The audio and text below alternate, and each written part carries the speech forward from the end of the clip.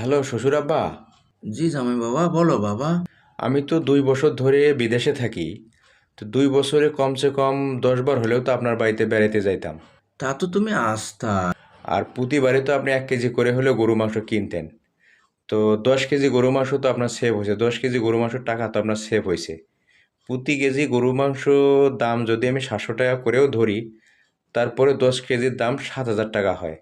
তো আমি অনেক কষ্টে আছি, 7,000 টাকা একটু আমার বিকাশ করে পাঠিয়ে দেন শ্বশুর আব্বা। তুমি আমার বাড়িতে আসলে তো আর খালি হাতে আসতা না।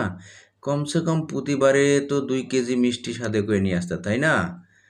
তাহলে তুমি 10 বার আসলে তো 10 দুগুণে 20 কেজি মিষ্টি হয়।